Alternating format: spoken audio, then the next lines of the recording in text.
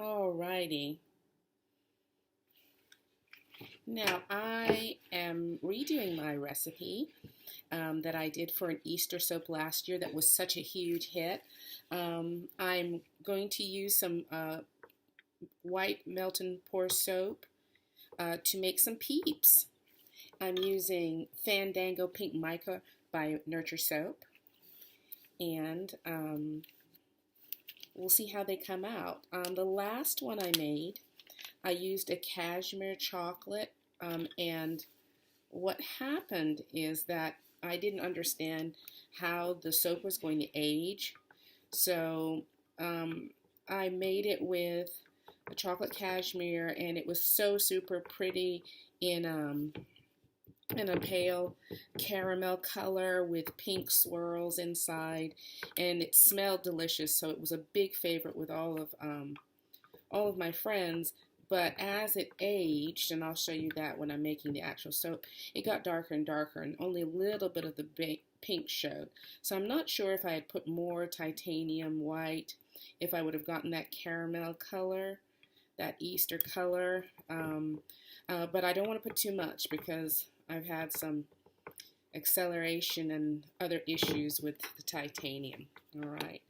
Okay, so I'm going to pour this, and then I'll fast forward it so you don't have to see me pour every single thing. I use as a stirrer. I love a chopstick because one end is really good for stirring, and the other one is good for little minor details and things like that. I really like them. They last a long time. They wash and wash and wash. This is a Wilton cake mold that I got at Michael's with my 40% off coupon because I like to craft somewhat responsibly, and I will spray it with my 91% alcohol to make sure any bubbles are gone.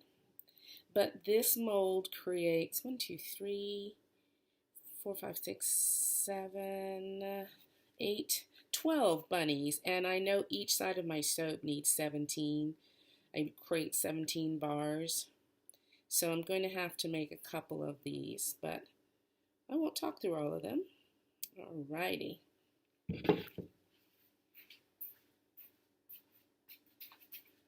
Alrighty, so I'm going to spray, get rid of any bubbles, and we're moving on to the rest of the soap. Okay.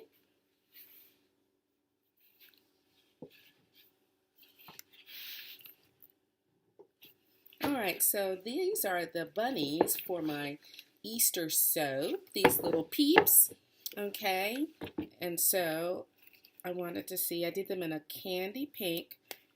Oh, that's cute, that's cute. Alrighty, I need 17 of them, okay, and I'll speed this up after a minute. You don't have to watch me take them all out, but I need 17 of them. I've decided to recreate a soap that I've done before. I like to do the Imbeds way before so that I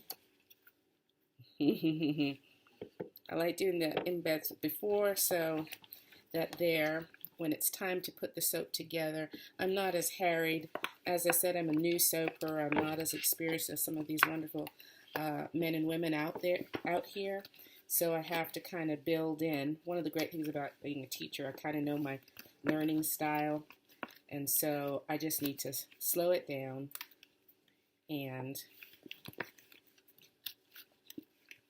make it easy for me to be successful. All right, in order to make the topping, my top embeds on my Easter soap, I got this shimmer cappuccino from Melt and Pour soap from Brambleberry, and I'm just going to shave off some color to melt with my Melt and Pour so that I can color my embeds a nice chocolate. I think I'm going to add a little brown oxide also if this doesn't give me the color I'm looking. It doesn't take that much, but I have a couple of trays of embed and I want to make sure that I have enough. Okay, and I'll show you how it how it works with the melt and pour. I'm using my some tools that I won in a Secret Santa, a cheese set, and I had a couple of these, so I can dedicate this one to shaving melt and pour oxides and shimmers. Alrighty, so my melt and pour is hot. I have a microwave that I've dedicated for use for soap. And so I'm just going to show you how well this incorporates itself. Oh, need some more chopsticks. Alrighty. Oh, what a pretty color. Really great swirl. And it does look like melted chocolate, and that is the look. Shimmer Cappuccino is the look I wanted for this soap. Okay? Alright, it's that easy. It doesn't take a lot to color. I'm a real fan of these melt and pour micas.